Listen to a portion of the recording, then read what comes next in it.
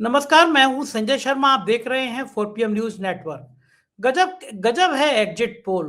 एक बार इतनी किरकिरी कराने के बाद भी बाज नहीं आ रहे। भारतीय जनता पार्टी के बार रूम में बेचैनी है क्योंकि इनपुट है कि ममता बनर्जी बड़े बहुमत से चुनाव जीत रही हैं।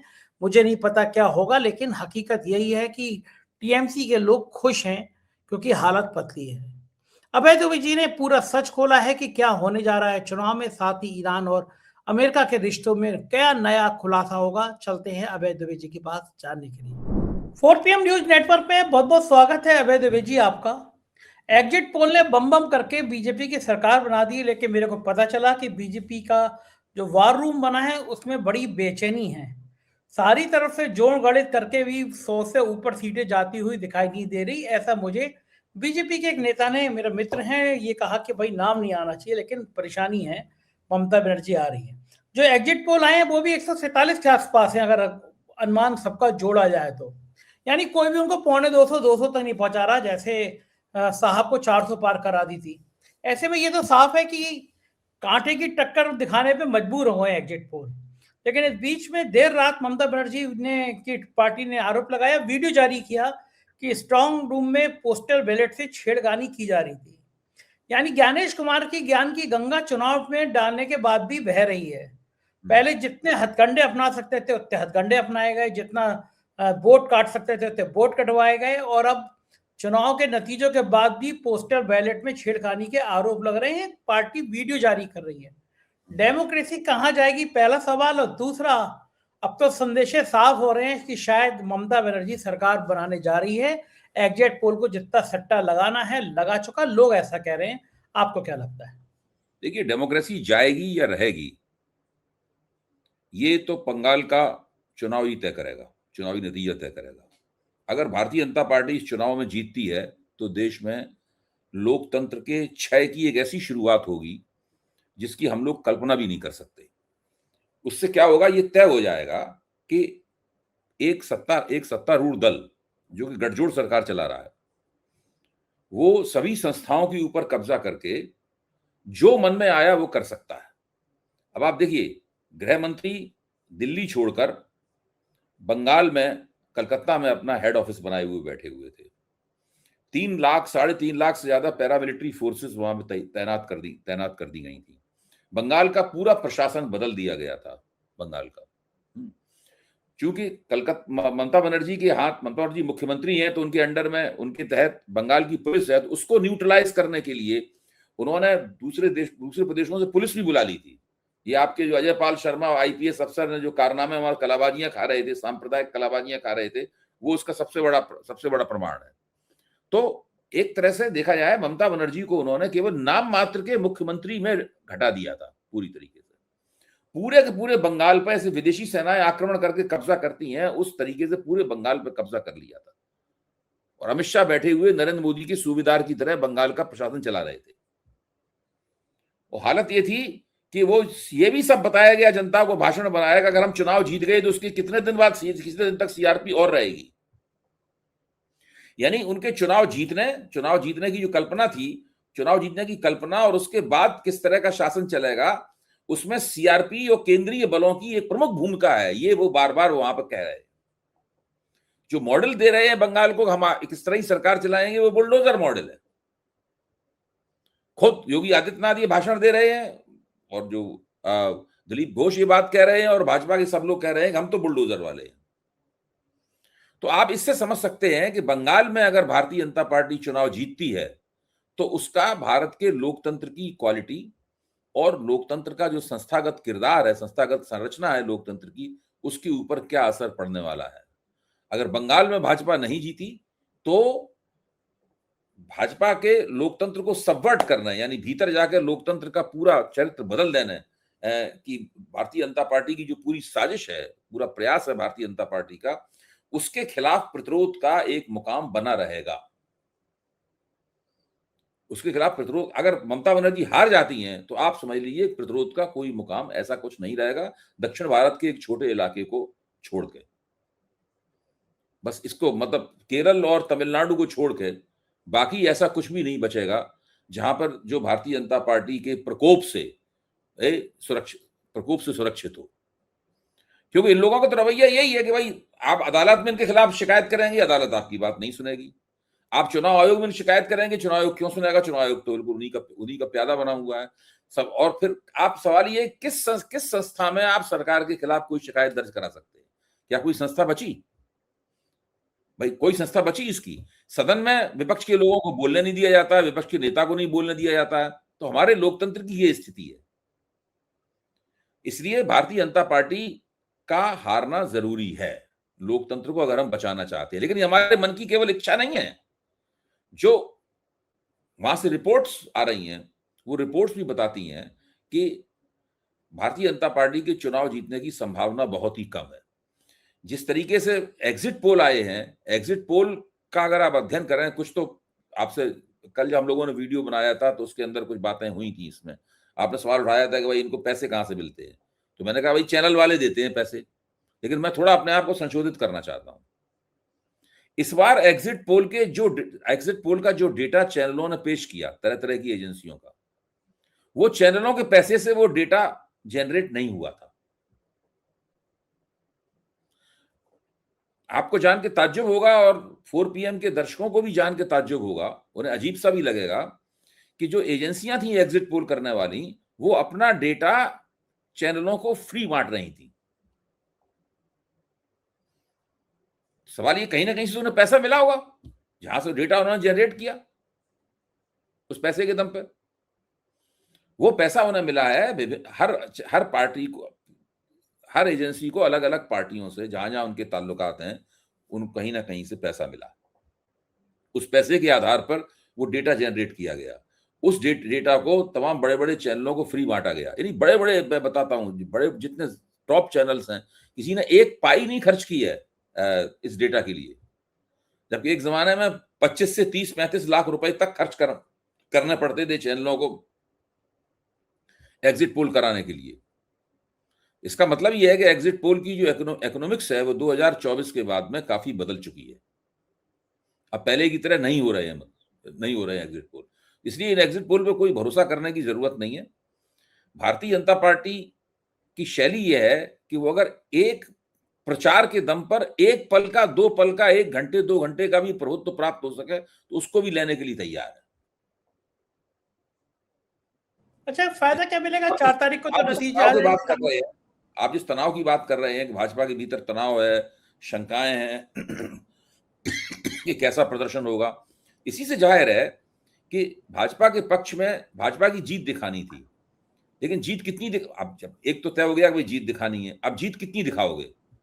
क्या ये दिखा दोगे कि बिल्कुल ममता बनर्जी का सुपड़ा साफ हो गया है? एक तो तरीका ये है जीत दिखाने का, वो हिम्मत हुई नहीं किसी की, तो जीत दिखा रही है 1.5-2% वोट से हो रही है जीत। मतलब भाजपा केवल बहुमत को छू रही है और ममता बनर्जी एक कदम पीछे रह रही है बहुमत के। इस तरीके से दिखा रहे हैं जीत। तो अगर आपने पूरे बंगाल पे कब्जा कर लिया, सब कुछ कर लिया, आप वहां पे सिक्किम में जाके फुटबॉल भी खेल ली, उसके बाद बनारस में जाके भाषण दिया, उसमें भी 10 बार बंगाल का नाम लिया, सब कुछ वही हो रहा है बंगाल।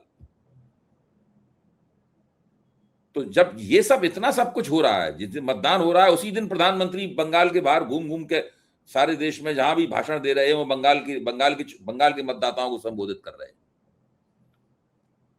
मतलब यहां तक सब किया जा रहा है। इसके बावजूद, इतना करने के बाद आप 1.5-2% वोट से आपके चहेते जो एग्जिट पोल वाले हैं वो भाजपा को जीतते हुए दिखा पा रहे हैं।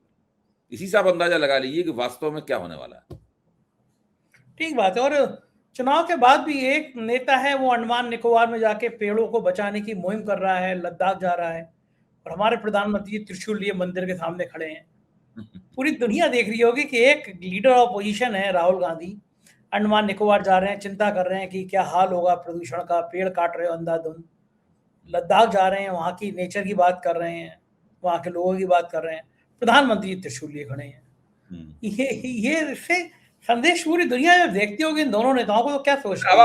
आपने खूब याद, अपने प्रधानमंत्री की आप पिछले एक हफ्ते की पिछले 15-20 दिन की गतिविधियों की मैपिंग कीजिए। कहीं वो झाल मुड़ी खा रहे हैं, कहीं वो फुटबॉल खेल रहे हैं, कहीं वो त्रिशूल लिए खड़े हुए हैं, कहीं वो बच्चों को गले लगा रहे हैं और तस्वीरें उनकी खिंच रही हैं वहां पर।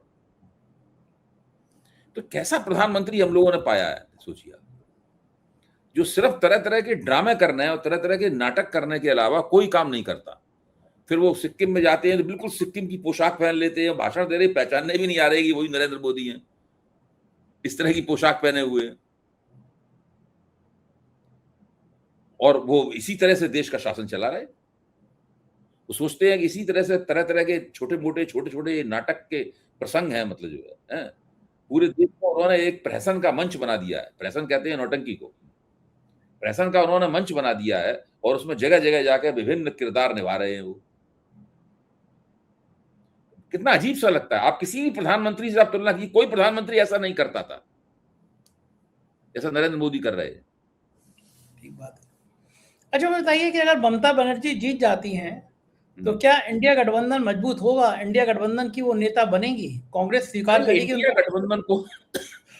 इंडिया गठबंधन को नए सिरे से कल्पित करना पड़ेगा। एक संगठन के रूप में, एक संस्था के रूप में इंडिया गठबंधन खत्म हो चुका है। केवल संसद में आप लोग मिलजुल के सरकार को घेर लेते हैं, सरकार को जवाब दे देते हैं, सरकार को हरा देते हैं कभी कभी, तो वो केवल वो इंडिया गठबंधन नहीं है। इन लोगों को विपक्ष की राजनीति कैसे की जानी है, विपक्षी एकता कैसे की जानी है, उसका नाम इंडिया गठबंधन रखा जाएगा, क्या रखा जाएगा, सब चीजें नए सिरे से सोचनी पड़ेंगी। वो इंडिया गठबंधन अब पुरानी चीज हो गई, अतीत की। हम लोग अभ्यासवश उसको इंडिया गठबंधन कहते रहते हैं।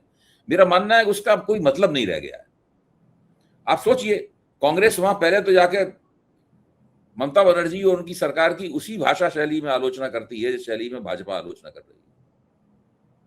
फिर जब एग्जिट पोल आते हैं तो कांग्रेस ये कहती है कि अगर वही ममता बनर्जी को समर्थन की जरूरत हुई तो हम समर्थन करने के लिए भी तैयार हैं। तो ये इसका मतलब है कि कोई विपक्ष की राजनीति कैसे की जाएगी, इसके लिए कोई संतुलित या सुचिंतित विचार इन लोगों के पास है नहीं। ठीक बात है, जो मर्जी में आता बोल देता है। हाँ, जब सदन लगती है तो वहां पर सरकार के एजेंडे को टक्कर देने के लिए जरूर वहां सब एकजुट हो जाते हैं, जैसे इस बार हुए थे। बाकी और कहीं कोई एकता है नहीं। दिल्ली में बात की भी चर्चा चल रही है, अगर बंगाल में चुनाव जीत गए तो केंद्रीय मंत्रिमंडल में फेरबदल होगा, गडकरी की शायद छुट्टी हो जाएगी, ऐसी भी चर्चाएं है क्या इनमें दम? नहीं, चर्चाएं बहुत सी चल रही हैं। एक चर्चा ये भी चल रही है कि बंगाल में ये चुनाव हार गए तो सबसे पहले ये पंजाब में आम आदमी पार्टी की सरकार तोड़ने की कोशिश करेंगे ताकि वहां पे पूरी चर्चा को वहां ड्रिल कर सकें, वो वहां स्पिन दे सकें वहां पे, और वहां पे वो अकाली दल या किसी और ऐसी इधर उधर के लोगों के साथ मिलकर इधर उधर की विधायक तोड़ के एक गठजोड़ सरकार बनाने की कोशिश करेंगे चुनाव से पहले, ताकि 6 महीने जो है 6-7 महीने इनकी सरकार वहां चल सके वहां पे पंजाब में। ये सारी तिकड़में भी चल रही हैं और मुझे इसमें मैं इसमें बिल्कुल गलत भी नहीं मानता। मतलब मैं इसको ये कोई बढ़ चढ़ के की गई बात नहीं है। भारतीय जनता पार्टी ऐसा कर सकती है। इस वक्त राघव चड्ढा है, क्या कह रहे हैं? पंजाब में सरकार तो तोड़ लेगी। 60-65 विधायक तोड़ना उनके लिए मामूली बात है। जिस दिन अमित शाह तय कर लेंगे तोड़ना, उस दिन तोड़ देंगे। पैसे में इतना दाम होता है। बहुत कुछ हो सकता है, मैं आपको बताऊं। आप उसकी कल्पना नहीं कर सकते जो भारतीय जनता पार्टी कर सकती है केवल एक पॉलिटिकल मूवमेंट को जीतने के लिए। जैसे ही अगर बंगाल में हारती है तो लगेगा इससे हमारी कमजोरी दिखाई पड़ रही है। उस कमजोरी को ऑफसेट करने के लिए, ये दिखाने के लिए कि हम कमजोर नहीं है, हम मजबूत हैं, वो पूरा 1 महीने के अंदर अंदर जो है वो पंजाब में प्रपंच कर देगी। उस बात को भगवंत मान वगैरह सब समझ रहे हैं। इसीलिए वो राष्ट्रपति से मिलने का उन्होंने समय लिया है। 5 तारीख राष्ट्रपति उन्हें समय भी दे दिया है। उस दिन हो सकता है कि राष्ट्रपति के सामने वो अपनी ताकत का प्रदर्शन करें, लेकिन यहां तो मामला कुछ और है। वो राष्ट्रपति के सामने ताकत का प्रदर्शन करने आएंगे और चंडीगढ़ लौटते लौटते सरकार टूट जाएगी। अच्छा ये बताइए, ये लोग राष्ट्रपति के पास जाती क्यों? राष्ट्रपति की बेचारी की खुद की हैसियत खत्म कर रखी है। नई पार्लियामेंट बनती है उसमें नहीं बुलाया जाता, राम मंदिर के उद्घाटन में नहीं बुलाया जाता। राष्ट्रपति तो केवल चेहरा है। समस्या ये, आप ठीक कह रहे हैं, समस्या ये कोई करे तो करे क्या? आप सरकार ने आपके चैनल को बंद कर दिया तो आप क्या करेंगे? अदालत जाएंगे ना आप? गए हैं, यही कर रहे हैं। कोई आपके पास दूसरा विकल्प तो नहीं है, बावजूद आप उसके जजों की तमाम सबकी स्थिति जानते हैं। भाई केजरीवाल ने दिल्ली हाई कोर्ट की न्यायमूर्ति स्वर्णकांता शर्मा के सामने खड़े होकर तरह तरह की दलीलें दी। सामान्य सामान्य ज्ञान से आप देखें तो एक भी दलील ऐसी नहीं है इसको काटा जा सके। केजरीवाल ने कहा कि भाई राष्ट्रीय स्वयंसेवक संघ के आप कार्यक्रमों में जाती हैं, उन्होंने मान लिया कि हाँ जाते हैं, खुद भी मान लिया जाते हैं। उन्होंने कहा कि आपकी दोनों संतानें जो हैं वो सरकारी पैनल में हैं और उनको बहुत ज्यादा केसेस अलॉट किए जाते हैं, और केसेस जो है तुषार मेहता अटॉर्नी जनरल वही अलॉट करते हैं, तो बड़े पैमाने पर रुपया कमा रहा है ये सरकार से। ये एक हकीकत है, इससे कोई इनकार नहीं कर सकता। उन्होंने ये भी कहा कि भाई जब आप हमारा केस सुन रही थी तो ऐसा लगता था कि आपकी टीका टिप्पणियां ऐसी थी जैसे कि हमें तुरंत सजा दे देना चाहती हो आप। ये सब बातें उन्होंने कही। लेकिन इसके बावजूद और कोई जज होता तो रिक्यूज कर लेता, अपने आप को अलग हो जाता। वो नहीं हुई अलग। क्यों नहीं अलग हुई? अच्छा बताइए आप। इसलिए अलग नहीं हुई कि अगर वो इस बात पर अलग होने लगी कि वो राष्ट्रीय स्वयंसेवक संघ से जुड़ी हुई है, तो फिर अगर ये सिलसिला शुरू हो गया तो सब जगह हर अफसर के सब लोग अफसरों में अविश्वास व्यक्त, सारे अफसर यानी कितने अफसर हैं संघ से जुड़े हुए हैं, यानी कितने जज हैं संघ से जुड़े हुए हैं, सब जगह लोग कहने लगे कि आप तो संघी आदमी, अब नहीं आपके साथ अपना मुकदमा लड़ते आपके यहाँ, तो पूरे देश में हंगामा मच जाएगा। इसलिए उनसे मेरे ख्याल से कहा गया नहीं, इस पर अलग होने की जरूरत नहीं है, लड़ जमे रहो मैदान में। बात कर लेते हैं अंतरराष्ट्रीय कुछ बातों की। ट्रम्प चचा, 1 तारीख आ गई, अब क्या करेंगे? बड़ी बड़ी घोषणाएं उन्होंने कर रखी हैं। क्या होगा? ईरान और अमेरिका और इजराइल की रणनीति कहाँ किस दिशा में जाएगी अभी? भाई मैं तो यही मानता हूं कि अमेरिका और डोनाल्ड ट्रंप अब इस स्थिति में नहीं रहे कि वो 28 फरवरी जैसा युद्ध फिर से शुरू कर पाए। तो उनको उनको कुछ ना कुछ ऐसा करना ही है जिससे युद्ध की खत्म हो जाए, और उसके लिए जो जद्दोजहद चल रही है ईरान के साथ में, वो कुछ ऐसा निकालना चाहते हैं ताकि उनके पास कुछ कहने के लिए वहां पे हो। भाई पेंटागन ने बताया है कि 25 अरब डॉलर रुपया खर्च हो गया, 25 अरब डॉलर खर्च हो गए इस युद्ध में। तो जब डेमोक्रेट्स ने इस आंकड़े को सुना, उन्होंने कहा ये आंकड़ा तो बहुत ही कम करके बताया गया है। तो कई संस्थाएं हैं, उन्होंने हिसाब किताब लगाया गया कि 700 बिलियन डॉलर खर्च हुआ है, 700 अरब डॉलर खर्च हुआ है युद्ध में। इस युद्ध की कीमत इतनी है, इसको आंकड़े को घटा के बताया जा रहा है। और सारा मिला के जो अमेरिकी अर्थव्यवस्था को चपत लगेगी वो 1 ट्रिलियन डॉलर की होगी, 1 खरब डॉलर की चपत होगी। तो ये सब डोनाल्ड ट्रंप के गले में एक ऐसा युद्ध जिसको जीता हुआ दिखाने के लिए उन्हें तरह तरह की तिकड़में करनी पड़ रही हैं। कोई स्पष्ट उनके पास वो वजह नहीं है इसकी वजह से जीता हुआ दिखा सकें। केवल डींगे मारने और झूठ बोलने के अलावा उनके पास और कोई तरीका नहीं है। तो ऐसे में वो लोग बुरी तरह फंस गए हैं, और काफी कुछ ईरान वो चाहते हैं, ईरान उन्हें कोई एक ऐसी रियायत दे दे जिसके बल पे वो अमेरिका में डींगे मार सके, हमने युद्ध जीत लिया, हमने युद्ध जीत लिया। ईरान अभी तक उन्हें वो गुंजाइश, वो एल्बो रूम देने के लिए तैयार नहीं हो रहा, इसीलिए सब मामला फंसा हुआ है। ये इसका रास्ता निकलेगा तो निकलेगा क्या? आपको क्या लगता है ये कैसे एक रास्ता निकलेगा? कैसे बातचीत होगी? कैसे उसके लिए जो 1.5 घंटे बातचीत की ना पुतिन से डोनाल्ड ट्रंप ने, क्या बातचीत की होगी? पत्रकारों ने पूछा उनसे क्या बातचीत हुई आपकी पुतिन से, तो बातचीत उनकी डोनाल्ड ट्रंप ने जो पत्रकारों को बताया उससे यही लगता है कि वो वेनेजुएला, वो यूक्रेन का युद्ध, उन्होंने कहा कि हम यूक्रेन का युद्ध आपका खत्म करने में मदद करते हैं। पुतिन यूक्रेन के युद्ध में फंसे हुए हैं, आप हमारा ईरान का युद्ध खत्म करने में मदद कीजिए। फिर मई के महीने में डोनाल्ड ट्रंप चीन भी जा रहे हैं, पहले उनकी यात्रा स्थगित हो गई थी, वहां जाकर शी जिनपिंग से भी कहेंगे भाई खत्म करवाओ ये, और अगर चीन और रूस चाहेंगे तो युद्ध खत्म भी हो सकता है। तो ये तो अमेरिका की नाक कट जाएगी, तो नाक कट गई अमेरिका की। चीन के आगे कई बार कट चुकी है संजय जी, अमेरिका की वियतनाम में नाक कटी, अफगानिस्तान में नाक कटी, सीरिया में नाक कटी, इराक में नाक कटी। 4 नाक है तो 4 बार नाक तो कट चुकी, मैं आपको बता रहा हूँ। अमेरिका की कई बार नाक कट चुकी है। हमारे विश्वगुरु क्यों इतना डर रहे हैं, वो क्यों नहीं निपट पा रहे हैं? विश्वगुरु झालमुड़ी खा रहे, उनकी तो उनका देखिए वो उनकी जो अपनी राजनीति है, वो राजनीति वो केवल नाटक, ड्रामे और नौटंकी पर आधारित है। वो सोचते हैं कि भारत में लगातार चुनाव होते रहते हैं, विधानसभाओं में चुनाव होते रहते हैं, चुनाव जीत लेने को माना जाता है कि भाई स्थिति मजबूत हो गई। भाई लोकसभा में जब ये बुरी तरह, लोकसभा में बहुमत खोने के बाद बुरी तरह इनका ग्राफ गिरा हुआ था, तो ये हरियाणा और महाराष्ट्र का चुनाव अगर ना जीत पाते तो अभी तो नरेंद्र मोदी कहाँ होते, प्रधानमंत्री कुर्सी पे होते भी कि नहीं होते, मुझे इसमें शक है। आप सोचिए, अगर हरियाणा और महाराष्ट्र का चुनाव भी हार जाते तो क्या करते ये, तो बहुत बुरी स्थिति में होते। तो इन्होंने संयोग से और विपक्ष की कमजोरी की वजह से या तिकड़म करके कुछ करके इन्होंने ये सब विधानसभा के चुनाव जीत लिए।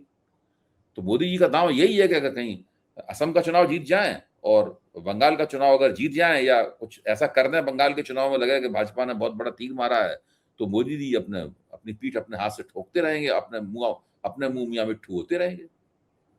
अरे जीतने के बाद फिर मंदिर में त्रिशूल लेके खड़े होंगे? उनका भजन कीर्तन करने के लिए पूरा मीडिया है ही। जीतने के बाद फिर मंदिर में जाके त्रिशूल लेके खड़े होंगे? कुछ भी करेंगे, कुछ भी करेंगे। नहीं, फिर वो आएंगे दोबारा, फिर वो झाल मूली की कई दुकानें खुलवाएंगे, सब में जाके झाल मूली खाएंगे। बहुत बहुत शुक्रिया अभय जी, आपसे बातें करके बड़ा अच्छा लगता है। Thank you. ये थे अभय दुबे जी, और आपने पूरा पूरा सुना और बहुत अच्छा भी लगा होगा। बात सही है, जब चुनाव होता है तो हमारे विश्व गुरु जी मंदिर में नजर आते हैं। चुनाव के बाद भी राहुल गांधी हम बात कर रहे हैं कहीं पेड़ों के कटने की अंडमान में, कहीं लद्दाख की, और हमारे विश्व गुरु जी त्रिशूल लेके मंदिर के बाहर खड़े हैं। पूरी दुनिया सोचती होगी, दो नेताओं को देखती होगी, लगता होगा कि एक नेता कैसा है और एक नेता कैसा है। प्रधानमंत्री का काम त्रिशूल लेके मंदिर के बाहर खड़े होना है या देश की समस्याओं की ओर ध्यान रखना है, आप मुझसे बेहतर समझते हैं। कैसी लगी बातचीत बताइएगा जरूर। शुक्रिया, थैंक यू।